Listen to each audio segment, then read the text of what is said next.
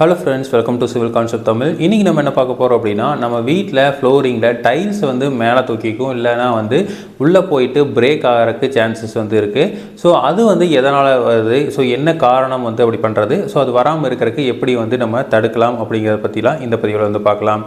So பெரும்பாலும் பார்த்திங்க அப்படின்னா இந்த டைல்ஸ் ஒட்டியிருக்காங்க அப்படிங்கிற பட்சத்தில் அதுவும் வந்து மெயினாக வந்து இந்த 2x2 டைல்ஸ் எல்லாம் ஒட்டியிருக்கிற இடத்துல எல்லாம் என்ன ஆகும் அப்படின்னா, டைல்ஸ் வந்து ஒரு இடத்துல மேலே வந்து ஒரு இடத்துல வந்து கீழே வந்துடும். ஸோ அதனால தான் வந்து நம்ம மேக்ஸிமம் வந்து இந்த சின்ன சைஸ் டைல்ஸை வந்து நம்ம அவாய்ட் பண்ணிடுறோம்.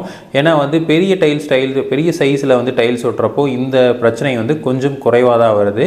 ஸோ ஏன் அப்படின்னா, இதில் வந்து நம்ம லோடு வந்து அது மேலே ஆக்ட் ஆகிறனால, ஸோ அதிகமான பரவலாக வந்து லோடு ஆக்ட் ஆச்சுன்னா அந்தளவுக்கு வந்து கொஞ்சம் தாங்கிக்கும். பட் வந்து ஒரு சில இடத்துல குறிப்பிட்ட இடத்துல வந்து லோடு ஆக்ட் ஆகிறப்போ இந்த பிரச்சனைகள் வந்து வருது. ஸோ அதனால் வந்து நம்ம பெரிய டைல்ஸை வந்து நம்ம அதிகமாக யூஸ் பண்ணுறோம். அதாவது 4x2 அப்படிங்கிற சைஸில் டைல்ஸ்லாம் வந்து யூஸ் பண்ணுறோம், இல்லை 3x2 அப்படிங்கிற டைல்ஸ்லாம் வந்து நம்ம யூஸ் பண்ணுறோம். ஸோ இந்த 2x2 டைல்ஸ் இல்லை அதை விட சின்ன டைல்ஸ்லாம் யூஸ் பண்ணுறப்போ இந்த மாதிரி பிரச்சனைகள் வந்து நிறையா இருக்கும். ஏன்னா ஜாயின்ட்ஸ் வந்து நிறையா வரதுனால இந்த பிரச்சனைகள் வந்து வரக்கு வாய்ப்புகள் இருக்குது.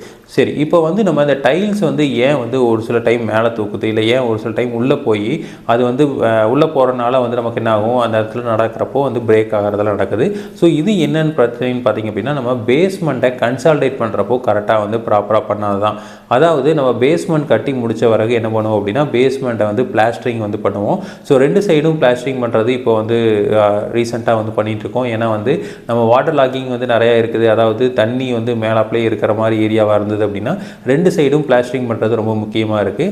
ஏன்னா வந்து இந்த தண்ணி ஈரப்பதம் வந்து அதிகமாக இருந்ததுன்னா அது வந்து உள்ளே செட்டில் ஆகும் அப்படிங்கிறதுனால அதை வந்து நம்ம பண்ணுறோம். ஸோ இப்போ என்ன பண்ணுறோம் அப்படின்னா, நம்ம பேஸ்மெண்ட் கட்டி முடிச்சு பிளாஸ்டரிங்லாம் பண்ண அதுக்குள்ளே வந்து மணல் வந்து போடுவோம், மண் வந்து போடுவோம் அதிகமாக. ஸோ ஃபஸ்ட்டு வந்து எப்போவுமே வந்து மண் போடுவோம், அதுக்கு மேலே வந்து ஒரு சாண்ட் லேயர் வந்து போடுவோம். ஸோ இப்போ வந்து நம்ம சாண்ட் லேயர் வந்து போடுறதில்ல. இதுக்கு முன்னாடிலாம் என்ன பண்ணிட்டு இருந்தோம் அப்படின்னா, நம்ம வந்து மணல் அந்த ஆற்று மணல் கிடச்சப்போ மணல் லேயர் வந்து நம்ம போடுவோம். இப்போ வந்து அதை வந்து நம்ம பண்ணுறதில்ல. ஸோ அதுக்கு பதிலாக என்ன பண்ணுறோம் அப்படின்னா, இதை வந்து நல்லா மண் போட்டுட்டு அதுக்கப்புறம் வந்து என்ன பண்ணுறோம், நல்லா தண்ணி நிறையா விட்டு நிற்க வச்சுட்டு அதுக்கப்புறம் வந்து எர்த் ரேமரை வச்சு நம்ம ஒரு ரேம் வந்து பண்ணிடுறோம். ஸோ ரேமிங் வந்து நம்ம பண்ணுறோம். ஸோ ரேமிங் எதுக்காக பண்ணுறோம் அப்படின்னா, அது வந்து நல்லா செட்டில் ஆகி கன்சால்டேட் ஆகணும் அப்படிங்கிறதுக்காக நம்ம வந்து ரேமிங் வந்து பண்ணுறோம். ஸோ இப்போ இதே வந்து பார்த்திங்க அப்படின்னா, இதுக்கு முன்னாடியெல்லாம் வந்து என்ன பண்ணிட்டு இருந்தோம் அப்படின்னா, நம்ம வந்து ஒரு கட்டை மாதிரி இருக்கும், அந்த திம்ஸ் கட்டைன்னு சொல்லுவாங்க. அதை வச்சு என்ன பண்ணுவோம் அப்படின்னா, நம்ம வந்து நல்லா கன்சால்டேட் பண்ணுவோம். ஸோ அது வந்து மேன் பவரில் வந்து கன்சால்டேட் பண்ணுறதுனா எவ்வளோ தூரம் வந்து அதோட எஃபிஷியன்சி வந்து குறைவாக இருக்கிறதுனால இப்போ வந்து நம்ம டீசல் ஊற்றி அந்த ரேமர் வந்து யூஸ் பண்ணுறோம். அந்த ரேமர் வந்து என்ன பண்ணுது அப்படின்னா, நல்ல காம்பேக்ஷன் கொடுக்குறதுனால இது நல்லா காம்பேக்ட் ஆயிடுது.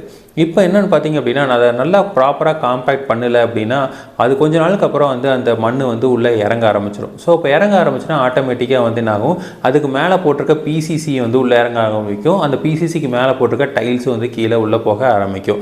ஸோ அதனால் வந்து நம்ம ஃபஸ்ட்டு வந்து இந்த கன்சால்டேஷன் ப்ராசஸை ரொம்ப ப்ராப்பராக வந்து பக்காவாக பண்ணிட்டோம் அப்படின்னா அதுக்கப்புறம் வந்து பிரச்சனை இருக்கிறதுக்கு வாய்ப்புகள் வந்து குறைவு தான். ஸோ அப்போ வந்து ஃபஸ்ட்டு வந்து நம்ம மண்ணை வந்து நல்லா போட்டு ரேம் பண்ணிடணும். அதுக்கு மேலே பிசிசி போட்டு நல்லா ரேமிங் வந்து பண்ணிடணும். இப்போ இந்த இடத்துல பார்த்திங்க அப்படின்னா, நம்ம ஏரியா வந்து ரொம்ப அதிகமான தண்ணி உள்ள ஏரியாவாக இருக்குது அப்படிங்கிற பட்சத்தில் நம்ம என்ன பண்ணலாம் அப்படின்னா, அதுக்கு மேலே வந்து ஒரு டிபிசி அப்படிங்கிற ஒரு கோர்ஸ் வந்து போடணும். அதாவது டேம் ப்ரூஃப் கோர்ஸ் வந்து போடலாம். அதாவது தண்ணி வந்து அதிகமாக உள்ளே போக விடாமல் இருக்கிற ஒரு கோர்ஸாக வந்து அந்த டிபிசி போடலாம். இல்லை அப்படின்னா வந்து ஒரு சின்ன மேட்டு மாதிரி போட்டு கம்பி கட்டி அதுக்கு மேலே வந்து நம்ம பிசிசி போடலாம்.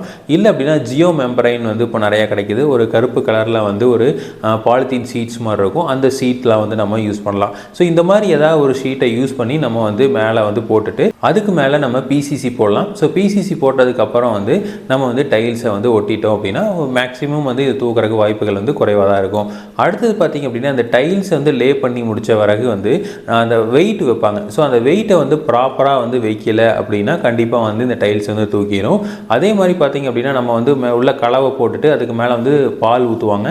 ஸோ பால் ஊற்றிட்டு அதே மாதிரி இதுலேயும் வந்து சிமெண்ட் பேஸ்ட்டை வந்து என்ன பண்ணுவாங்க அப்படின்னா, அந்த டைல்ஸில் பின்னாடி ஒட்டிட்டு அதுக்கப்புறம் ஒட்டுவாங்க. ஸோ அப்போ அதை வந்து ப்ராப்பராக பண்ணாமல் இருந்தாங்க அப்படின்னாலும் கண்டிப்பாக வந்து டைல்ஸ் வந்து தூக்கிக்கும்.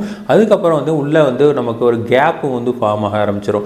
ஸோ ஒரு ப்ராப்பராக ஒட்டலிங்க அப்படின்னா உள்ளே வந்து கேப் ஃபார்ம் ஆகும். ஸோ அங்கே வந்து உள்ளே வந்து ஏர் பபிள்ஸ் வந்து ஃபார்ம் ஆயிரும். ஸோ ஸோ அந்த ஏர் ஃபார்ம் ஆச்சு அப்படின்னா அது ஆட்டோமேட்டிக்காக என்ன ஆகும் அப்படின்னா கொஞ்ச நாளாக அது அப்படியே வந்து விரிசல் விட்டு வெளியில் வர ஆரம்பிச்சிடும். ஸோ அப்போ அந்த இடத்துல நீங்கள் லைட்டாக தட்டி பார்த்தீங்கன்னாவே தெரியும், உள்ளே வந்து ஒரு சவுண்டு வந்து உள்ளே வந்து ஒரு ஹோல்ஸ் இருக்கிற மாதிரி சவுண்டு வரும். ஸோ அந்த மாதிரி இருந்தது அப்படின்னா நாளடைவில் கண்டிப்பாக என்ன ஆயிரும் அப்படின்னா ஒரு டைல்ஸை மட்டும் மேலே தூக்கிக்கும், இல்லைன்னா மற்ற டைல்ஸ்லாம் உள்ளே போகிறனால ஒரு டைல்ஸ் மேலே தூக்கி இருக்க மாதிரி இருக்கும். ஸோ இது வந்து என்ன ஆயிரும் அப்படின்னா கூடிய சீக்கிரம் வந்து அந்த இடத்துல உள்ள கேப் இருக்கிறனால நீங்கள் வெயிட்டாக வந்து ஏதாவது போகிறப்போ இல்லை வந்து கரெக்டாக அதோட வீக் பாயிண்ட் ஆகிட்டே இருக்கும். அந்த வீக் வந்து ரொம்ப அதிகமாகிறப்போ நீங்கள் அது மேலே வந்து ஏதாவது ஒரு ப்ரெஷர் கொடுக்குறீங்க, ஒரு நீங்கள் நிற்கிறீங்க, இல்லை வந்து ஏதாவது ஒரு சேரோ இல்லை வந்து ஒரு டேபிளோ இல்லை வேறு ஏதாவது அந்த மேலே போடுறப்போ டக்குன்னு என்ன ஆயிரும் அப்படின்னா அது உடஞ்சிரும். ஸோ உடஞ்சிருச்சு அப்படின்னா ஆட்டோமேட்டிக்காக நம்ம வந்து ரிப்பேர் பண்ண வேண்டியது வரும். ஸோ இதனால் வந்து நிறையா பிரச்சனைகள் வந்து வரும். ஸோ அப்போது நம்ம வந்து ஃபஸ்ட்டு வந்து ப்ராப்பராக கன்சால்டேட் பண்ணணும். ஸோ கன்சால்டேட் பண்ணல அப்படின்னா இந்த டைல்ஸ் தூக்குற பிரச்சனை வரும். அடுத்தது வந்து டைல்ஸ் ஒட்டுறப்போ ப்ராப்பராக வந்து டைல்ஸ் ஒட்டணும். அதுக்காக தான் வந்து நம்ம என்ன பண்ணுறோம் அப்படின்னா ஒரு பெரிய சைஸ் டைல்ஸ் எல்லாம் யூஸ் பண்ணுறோம். பெரிய சைஸ் டைல்ஸ் யூஸ் பண்ணுறப்போ அந்த லோடு வந்து ப்ராப்பராக எல்லா பக்கமும் போகிறதுனால அதோட உடையிற பாசிபிலிட்டி வந்து கொஞ்சம் கம்மியாக இருக்கும். ஸோ டைல்ஸ் ஓட்டுறப்போ இதையெல்லாம் வந்து ப்ராப்பராக கவனித்து ஓட்டணும். ஸோ இதே மாதிரி இன்ஃபர்மேஷன் உங்களுக்கு தொடர்ந்து வேணும் அப்படின்னா எங்கள் சேனல் சப்ஸ்கிரைப் பண்ணுங்கள். தேங்க்யூ.